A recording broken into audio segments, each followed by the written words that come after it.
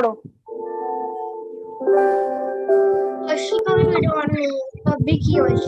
Yes, started. Ma'am, please start.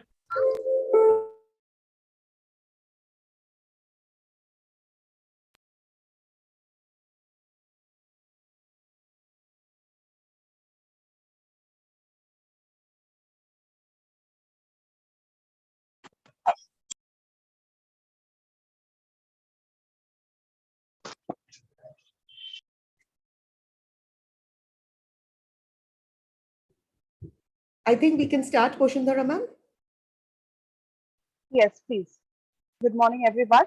I request Shreya Chatterjee to please start with the introduction. A very good morning to one and all present here. I am Shreyan Chatterjee of Class 8C. Thousands of animals are killed every single year by wildfires, droughts, and floods. Wildlife in particular faces the brunt of climate change. The recent fires in Lebanon, the yearly Australian bushfires, the floods of the Brahmaputra River are all grave examples of how innocent animal and bird lives suffer due to human actions. Here in this session, we all are extremely lucky to have renowned wildlife photographer Miss Ashwika Kapoor among us. Miss Kapoor is India's youngest and only woman to win the Panda Award or Green Oscar, which she won as the Best Emerging Filmmaker in the global category for her film Sirocco. In the last 6 years, she has worked in various countries in Africa, Kenya, New Zealand, the United Kingdom, India, and even in the island of Borneo. Currently, she's an international TV presenter for CBBC, a Charles Wallace Scholar for the United Kingdom, Young Achiever of the Year for the Indo-British Scholars Association. Our esteemed guest has worked with Netflix, the Animal Planet, the Discovery Channel, and even the BBC. Ms. Kapoor has previously been seen on Animal Planet's Heroes of the Wild Frontiers, Discovery Channel's Mysterious Wilds of India. Her latest works include Attenborough's Life in Color for the BBC and Netflix, and Planet Defenders, which is an international conservation children's series which Ms. Kapoor is directing and producing for Children's BBC.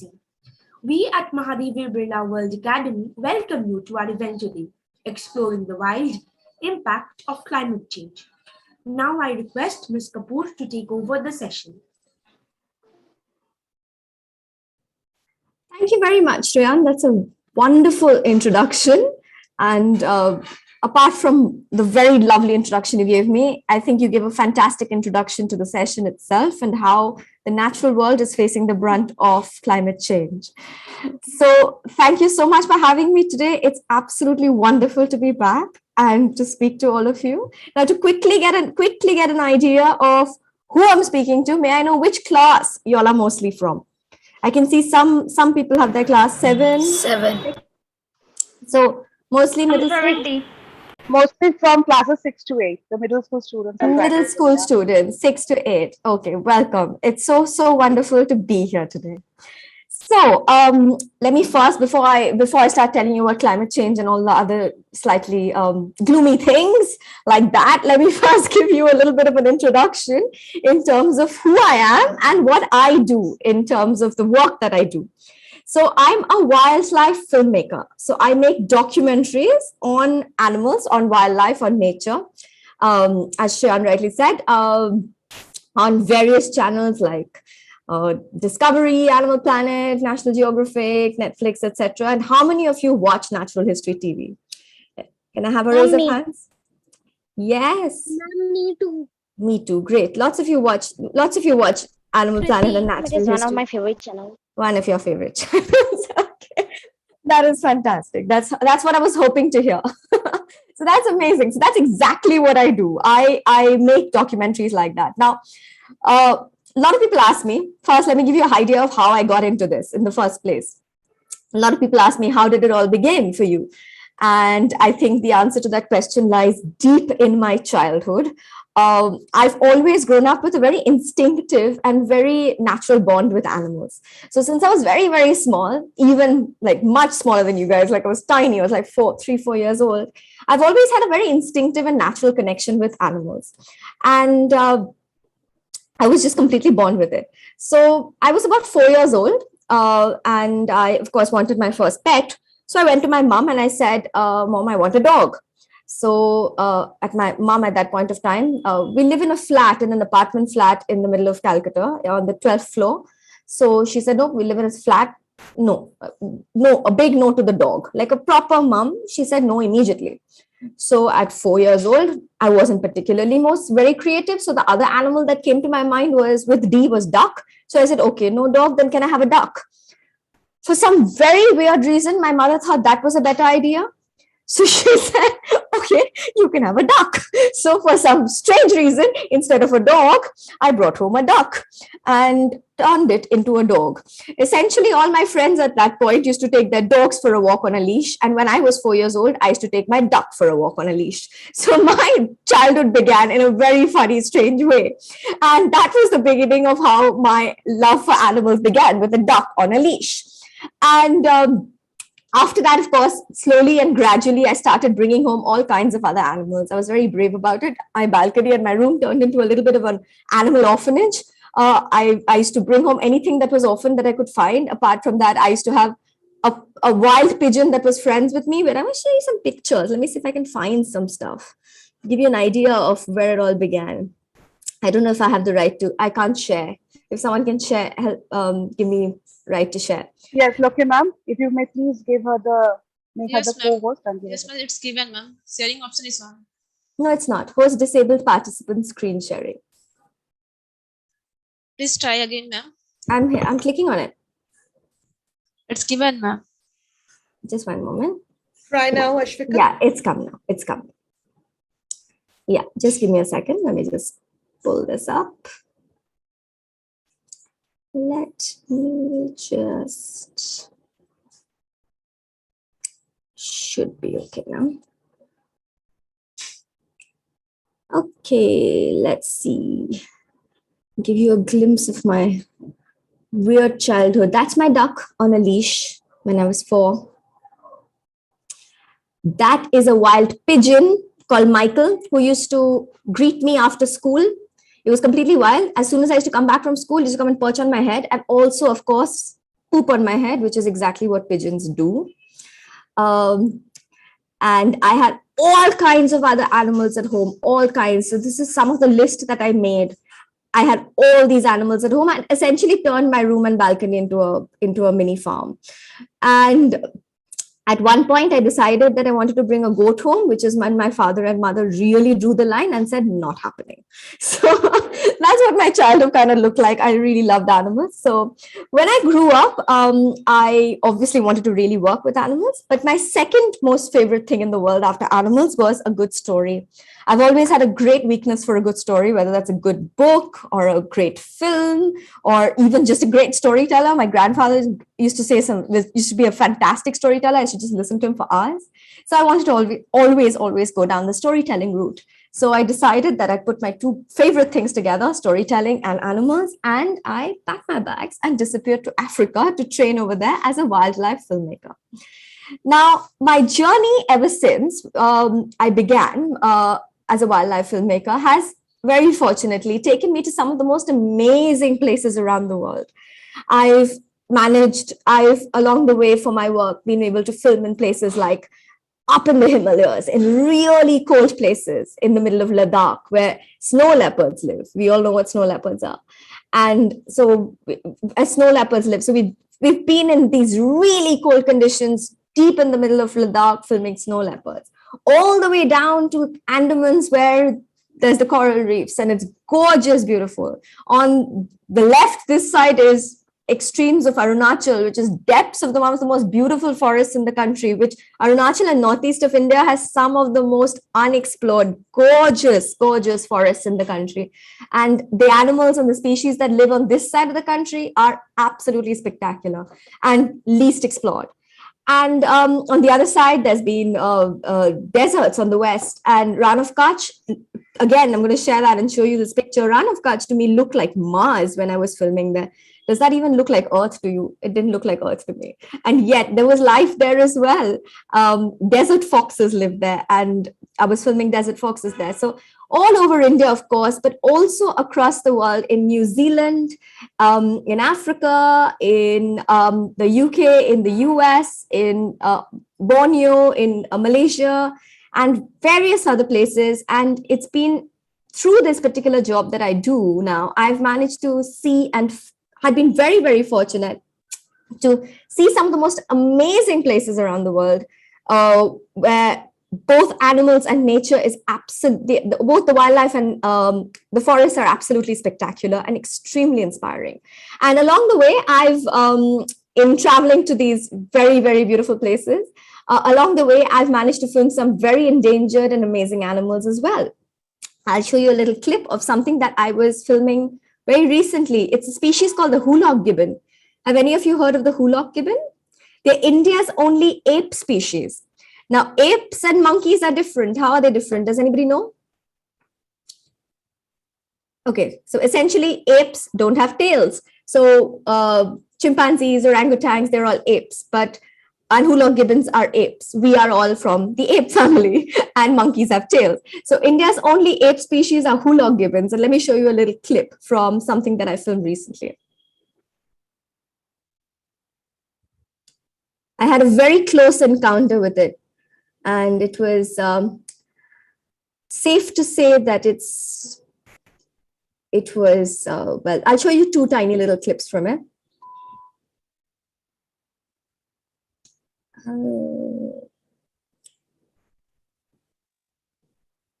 So these are apes. Still change color again. It's hard to know for sure.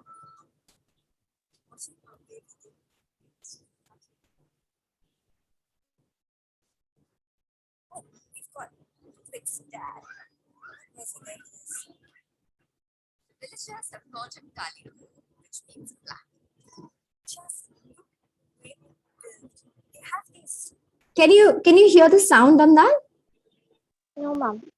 No, ma'am. It's low. Yes, it's not very low. No, ma'am. No, ma'am. Very, No? ma'am. Okay, let's try that again. no, ma'am. then. Very low.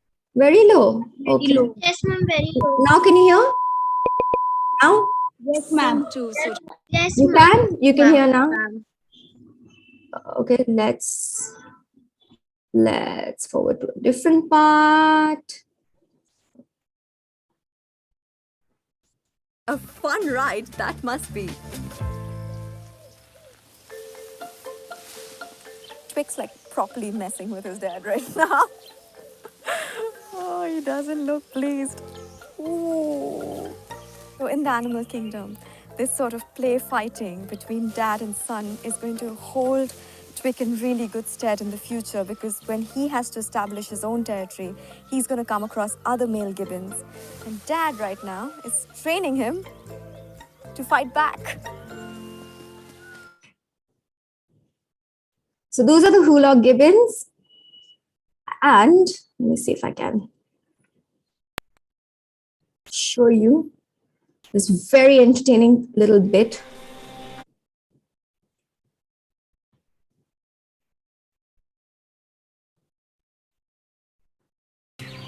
And when visitors come calling, she inspects and grooms them as if she's head of the household. This is really like an exotic head massage.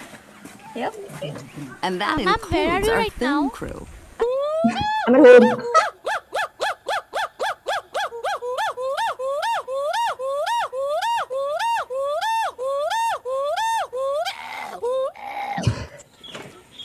Let me just clarify that this is a wild gibbon. She lives free. She's not a pet. She just happens to come to this house because she's got habituated to this place. And, well, she loves people, clearly, and people are her family. And she also seems to be finding all kinds of things in my hair, which is slightly worrying. She's using 3 limbs. So that's the kind of bizarre encounters end up happening in my work. And well, of course, it's very entertaining. and very entertaining and full of stories. So that's basically what I do. Make wildlife documentaries all over the place, etc. So through my work, I've been very privileged to be able to see some of the very best of what nature and of wildlife that this planet has had to offer. So I've encountered some amazing animals and seen some of the most spectacular, beautiful places. But now coming back to the topic of this session, which is climate change. I have, through my work, seen the very, very best of what nature can offer. I have unfortunately also seen the very worst of what human beings have done. So these same places that I've been to, on the one hand, have been so beautiful and so inspiring. And on the other hand, it's actually been very heartbreaking to go to some of these places. On the one hand, these animals, these encounters that I've had with these amazing wildlife species has been such a privilege. And on the other hand, it has frightened me how endangered and how rare some of these animals are becoming. And so I'd say that in many ways, this journey so far in my career has been very bittersweet because it's been very mixed feelings on many occasions. Before I sort of dived into doing this work, climate change, just like for many of us and many of you and most people on Earth, climate change has always been something that's always been a very intangible, very sort of hard to understand and hard to grasp notion, correct? Because it's not something that people immediately can visualize. You can't immediately sort of concretely understand it. Like, for example, deforestation. You can see it, correct? But for climate change, a lot of people struggle to actually visually see it, and therefore they find it difficult to understand how it works. And similarly, even though I knew always that, this was happening, climate change was going on, and bad things were happening, there was global warming and habitats were getting lost because of that, and animals were being endangered. The first time that climate change really hit home for me was when during my very first underwater dive. Now, all my life, I've been I've been a complete water baby. I love swimming. But for one thing or another and different work and different assignments, I actually waited quite some time before I did my first underwater dive shoot. And when I was doing that dive shoot, I was in the Andamans, and the Andamans are famous for its coral reefs, correct? And I was really, really excited because I was being trained by the forest department there for this program that I was doing for Discovery Channel. And I was trained by the forest department to dive over there, and we were going to have this underwater shoot. So the first couple of days, we were just doing practice runs and stuff like that. And I could not wait for my first underwater dive. I just couldn't wait to go underwater and see that world of like colorful, that surf feet of color underwater, that world of Dory and Nemo, right? That we're all used to, that Disney world of colorful world of Nemo that we think coral reefs are. So I was super excited before my first underwater dive for this shoot. And so the day came when I all geared up and I was ready to go under, and I just couldn't wait. And as I went underwater for the first time in my life, my very first dive, I went underwater, and I promise you, if I could cry underwater that day, I would. Because instead of seeing what you would expect of a coral reef, which is that multicolored, vibrant, full of life and all kinds of weird looking alien animals, right? Instead of seeing that, I had dived in a patch that was completely bleached white from global warming. It was like diving in a graveyard. It was like diving in a cemetery. I think I might have that photograph here somewhere. Let me see if I can find it. So that's what you would expect a coral reef to look like. That and that. And that is what I saw instead. And that's me with my dive partner right there. And that is that very moment where I realized how real climate change is.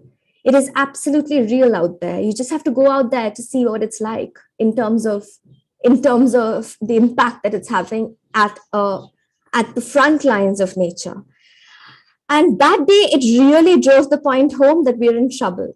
Now, one might think that what does the coral reefs I mean, it's a sad thing. Okay, the coral reefs are white. It's a very heartbreaking thing. Oh, this shouldn't be happening.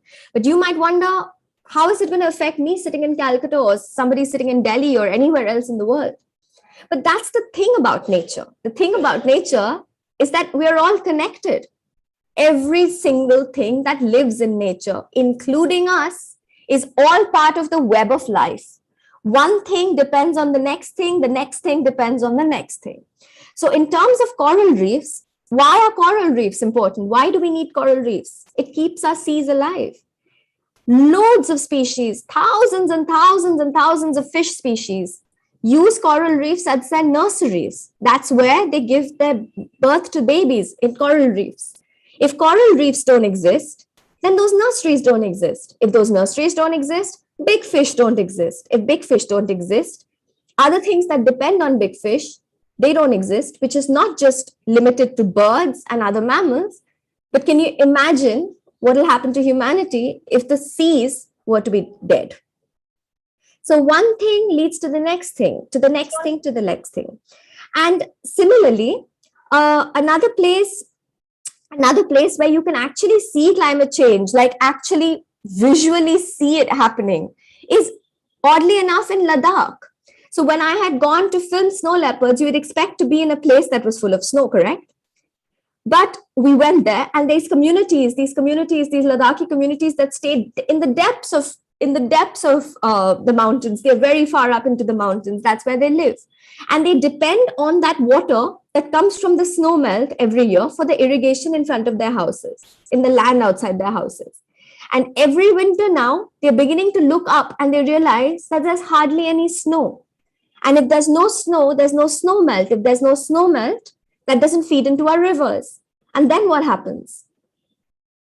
You can make the logical conclusion in where that leads. So every single thing that is happening somewhere far away because of climate change affects every single one of us everywhere. Because if something we have learned, and especially during COVID, right, we've just gone through this pandemic, we've learned that no place in the world is too far.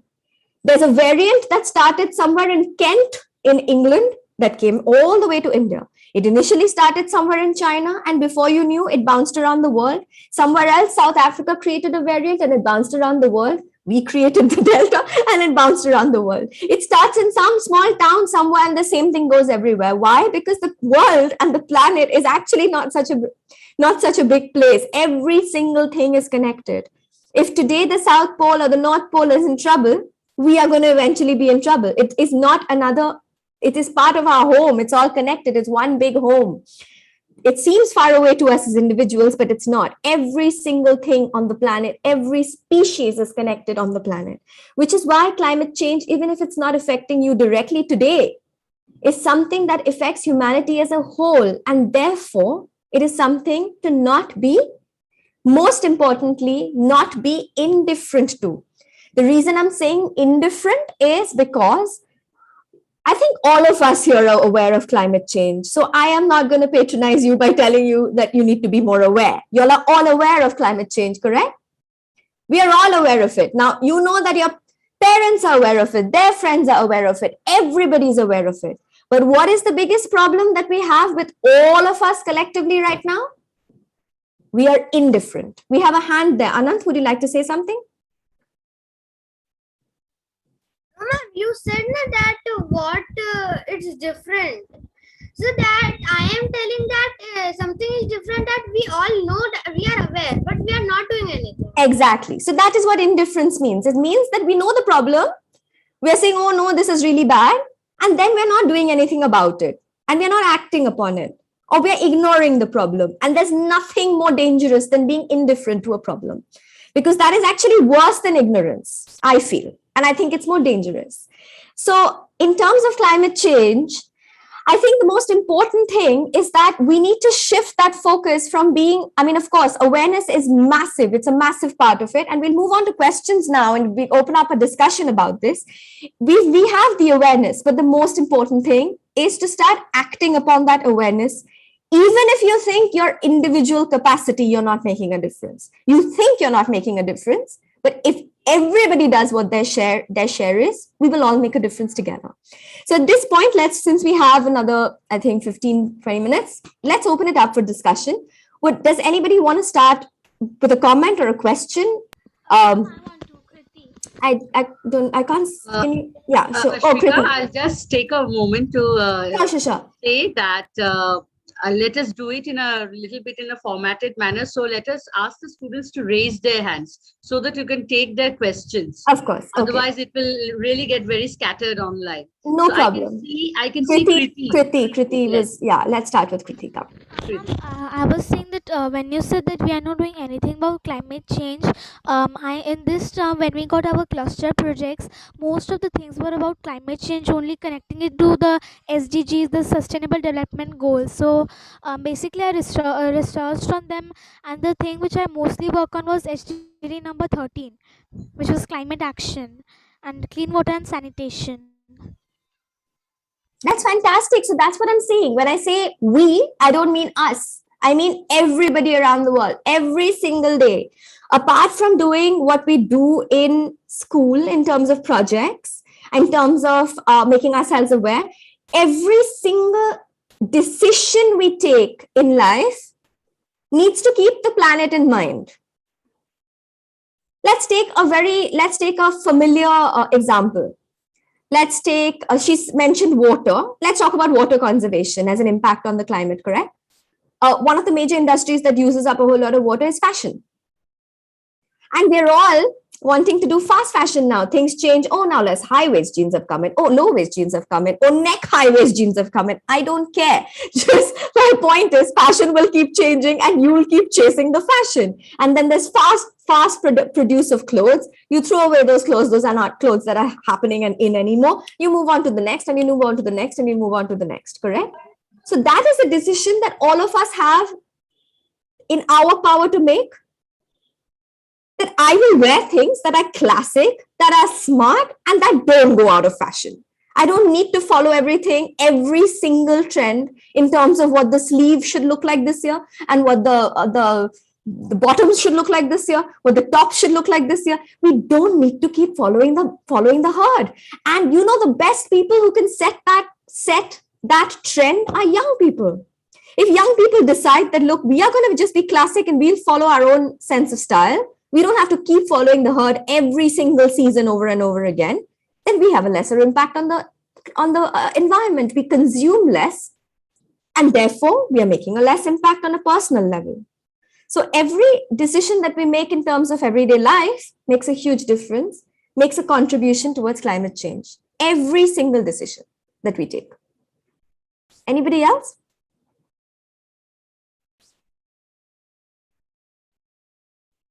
Ananya is waiting. Sorry, I can't see. Everything's very, very small. So if somebody can just point out who it is. Ananya, go for it. Jane, 6C. Okay. Yes, ma'am. Good morning, ma'am. Good morning, Ananya. Tell me. Yes, ma'am. That you have told that you are gone to you love the animals and you gone to Africa. Ma'am, you are staying in Africa only. You have come in India. No, I live in India. So India's home, Calcutta is home. And the suitcase goes everywhere. And then the suitcase comes back here.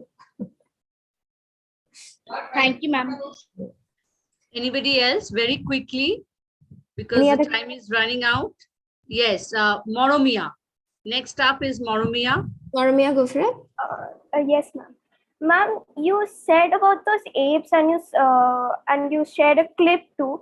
Ma'am, so where is that place? Like, can you tell where do you go to see the apes? Absolutely. So those apes, they're India's only ape species, the Hulock gibbon. They live only in the northeast of India. So Assam, further east. So this particular place that I was filming in was in Assam, Upper Assam, Northern Assam, and you only get them there. So they're very, very special. They're amazing species, and they're very badly affected as well by habitat loss. So that means their forests are getting cut left, right, and center by people. The forests have already been converted to human habitation. So what ends up happening is these apes rarely come to the ground. They're always on canopy top. So they go from one tree to another tree to another tree. They're always on trees. They hate coming to the ground.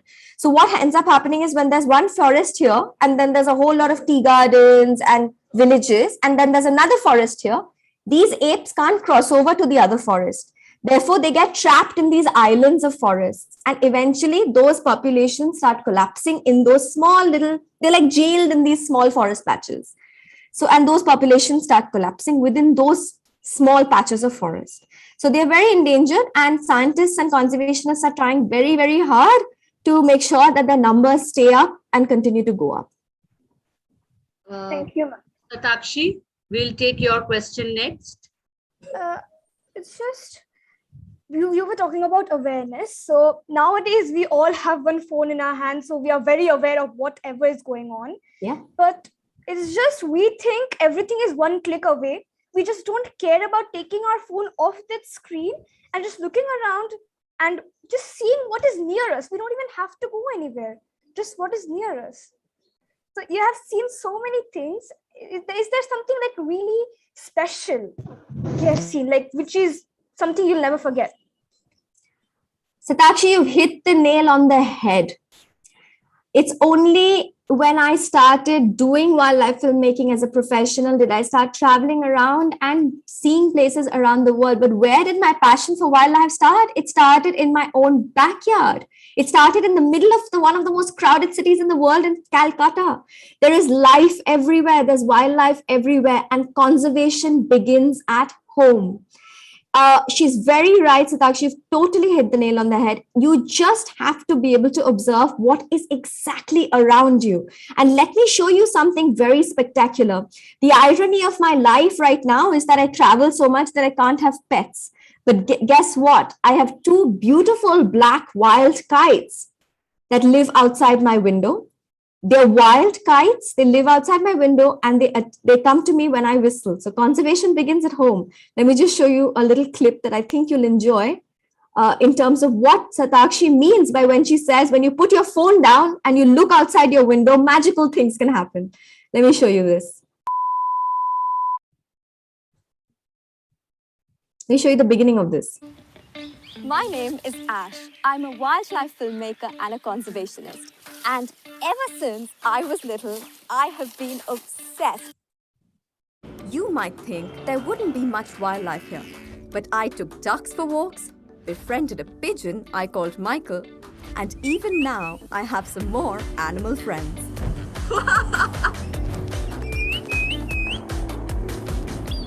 That's my friend Lucy, and he comes every morning to perch outside my window. He has a partner called Sam, and the two of them even build nests right outside my window.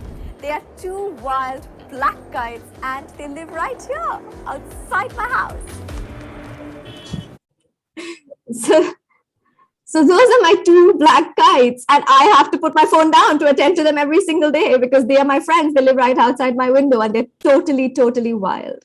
So conservation totally begins at home, and everything begins at home. You just have to, she's absolutely right when she says we're so caught up in all this information that we have right here that we forget to connect nowadays with what is right here. And trust me when I say this, I grew up at a time when I was lucky to not have a phone when I was growing up. And therefore, I had so much time to just spend out in nature. And I cannot tell you how rewarding it is. It is refreshing. It is rewarding. It is one of the most beautiful experiences to just be a kid out there in nature, mess around, see what you can find under rocks and behind trees and in the bush. And it is one of the most fun things that you can do as a kid. And it's very, very important. If you have a passion for nature, it's very important to connect to it beyond that screen, beyond Nat Geo and Discovery. It's very, very important to actually get outdoors. It's life-changing, honestly. Very quickly to our MC, Shreyan. Shreyan, what's your question for Ashmika?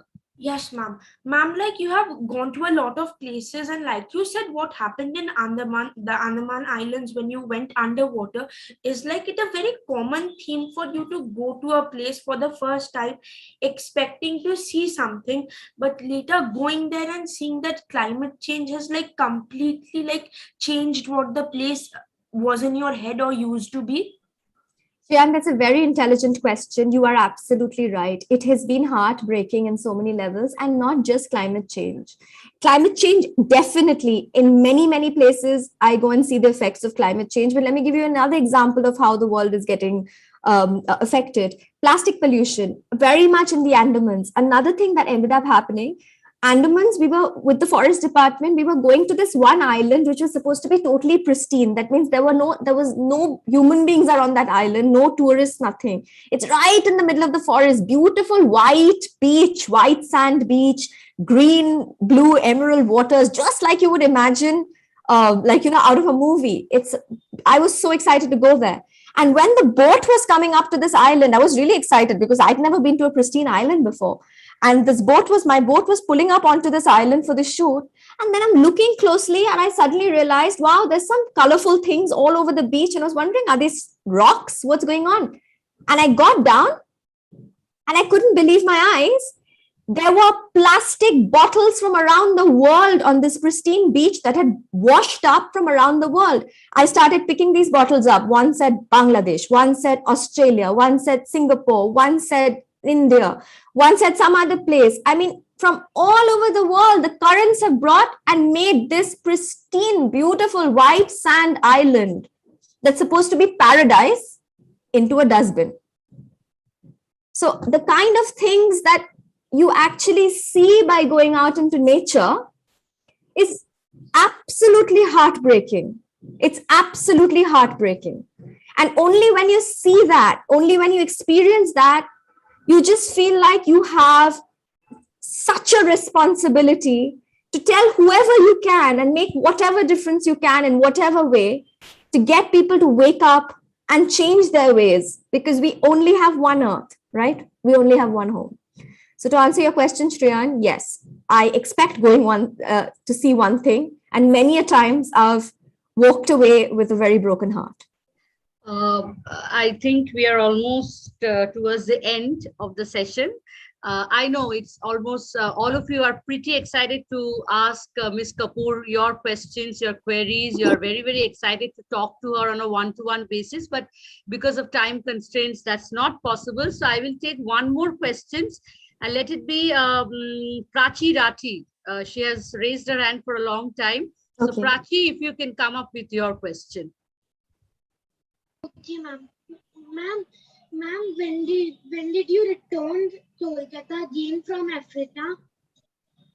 Quite a few years ago. I have to travel for work, so I keep repeatedly going to different places. So Any other questions regarding climate change? Yes, please keep to the climate change. Yeah, does anybody have a question? I think we can take the question from Atma Jyoti. Yes, I was just about to take his name. Ma'am, so about 4 years ago in the summer vacation, I had visited Ladakh. So over there is a bit far from Leh. There is a small village called Turtuk in the mountains. So over there, we were one evening we were walking, and there was a forest sort of place. It was filled with willow trees, and even in those remote places, it was filled with plastic. Yeah. And then we had some extra plastic bags, and we started collecting the plastic bottles.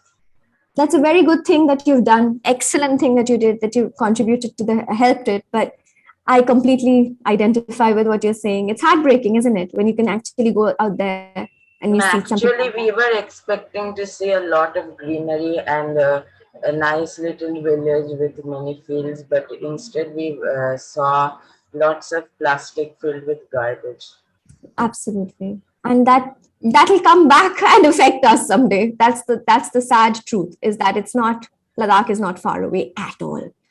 So anything that happens there will eventually happen here. And we also have to remember the capital of climate change is at our doorstep, which is Sundarbans. So, yeah. Last question, students. We really don't have time. So, Afifa, very quickly, and if it is only regarding climate change, very quickly. No, ma'am, it is not regarding climate change. I just want to know the feeling of ma'am.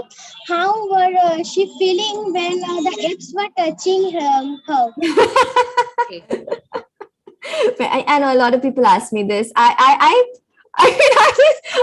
didn't know how to feel. I was just like giggling away because it was one of the most funniest experiences of my life, obviously, because this is gibbon that's basically treating me like a gibbon. So it was quite a funny experience. And I've had some cheeky questions about that. Somebody asked me that, did it find anything? And the answer is no, did not. So it was quite a funny experience. Yeah. Okay, with that, we almost come to the end of the interactive part of the session. So off to Shreyan. Shreyan, if you would wrap up the session for all of us.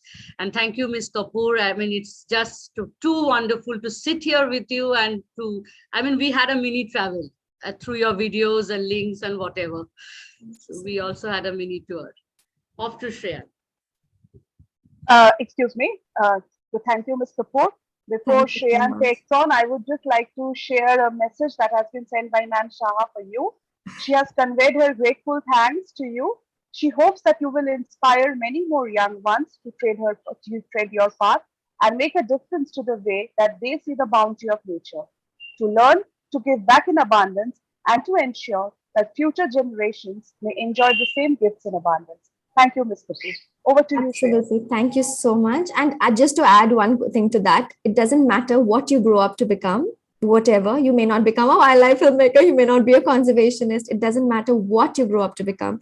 You can contribute to nature in every single capacity. If you decide to be a teacher, you will educate.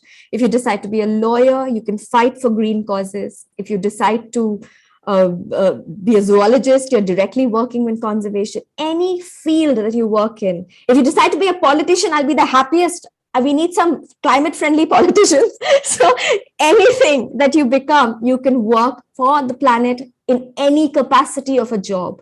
So just in whatever you do later on in life, or even from now, just keep the betterment of the planet in mind, because this is your home and your future.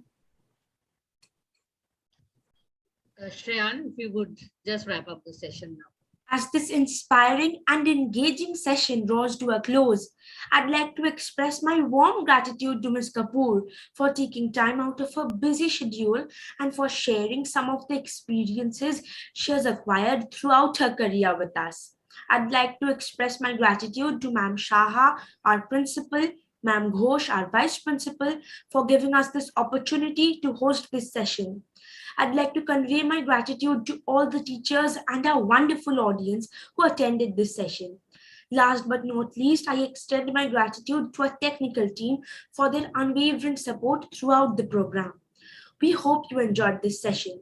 Now I would request Ms. Kapoor to share her email ID with us, as a lot of us might want to stay connected with you, inspired by your talk for a good cause. Thank you and have a good day.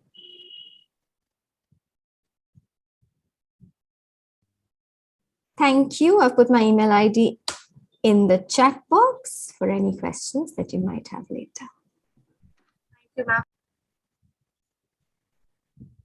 Thank you, everybody. Thank you so much for having me. Thank you. Thank you, ma'am. Bye, ma'am. Thank you so Really much. enjoyed the session. Thank you, ma'am. So glad. It was an amazing session. Thank you, ma'am.